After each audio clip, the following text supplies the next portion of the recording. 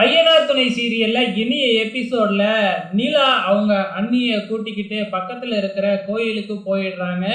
இப்ப நிலா இல்லனாவே போதுமாச்சே, இந்த சோழனை வச்சு செஞ்சிருவாங்க இல்லையா வீட்டுல. அதே மாதிரி தான் இப்ப குழந்தைய ஸ்கூலுக்கு கூட்டிக்கிட்டு போகணும். டிரைவர் வேலையா இல்ல. வேணும்னே இந்த மனோகரனும் நிலாவோட அண்ணனும் சேர்ந்து சோழனை டிரைவர் இங்க வாடா வாடா போடான்னு கூப்பிட்டு ரொம்பவுமே அவமானப்படுத்தி சாவியெல்லாம் தூக்கி போட்டு அதை எடுக்க வச்சு அதுக்கப்புறம் டிரைவராக யூஸ் பண்ணி குழந்தைய ஸ்கூலுக்கு அனுப்பி வைக்கிறாங்க.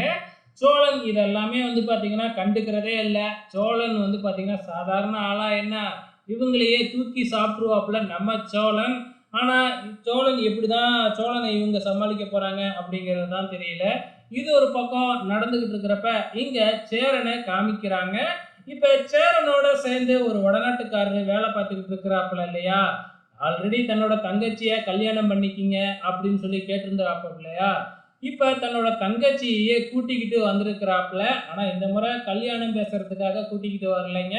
ஸோ இங்கேயே வேலைக்கு எங்கேயாச்சும் சேர்த்து விடலாம். ஏன்னா பியூட்டிஷியன் கோர்ஸ் படிச்சிருக்கிறாங்க.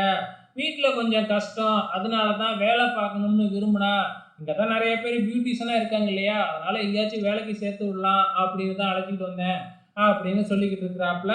ஸோ இந்த சீரியல்ல நம்ம சேரனுக்கு ஜோடி இவங்க தான் அப்படிங்கிற மாதிரி ஏற்கனவே நியூஸ் வந்துகிட்டு இருந்துச்சு. நான் கூட அது குரலையா இருக்கும்னு நினைச்சேன், ஆனால் அதுதான் உண்மையாட்டுக்கு. ஸோ சேரனோட ஜோடி இவங்க தான் அப்படிங்கிறது இப்போ கொஞ்சம் கொஞ்சம் உறுதியாயிருக்கு. இது ஒரு பக்கம் நடந்துகிட்டு இருக்கப்ப இந்த பக்கம் நம்ம பாண்டியனோட காதல் காட்சிகளையும் காமிக்கிறாங்க. ஸோ நைட் டைம்ல கடையெல்லாம் அடைச்சிட்டு போகலாம் அப்படிங்கிறப்ப கரெக்டாக நம்ம வானதி வண்டி ஸ்டார்ட் ஆகல அப்படின்னு வழக்கம் போல வந்து நிற்கிறாங்க.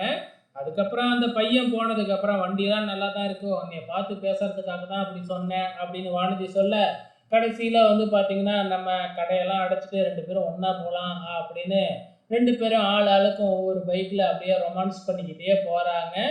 ஸோ இந்த பக்கம் மறுபடியும் நம்ம நிலாவை காமிக்கிறாங்க.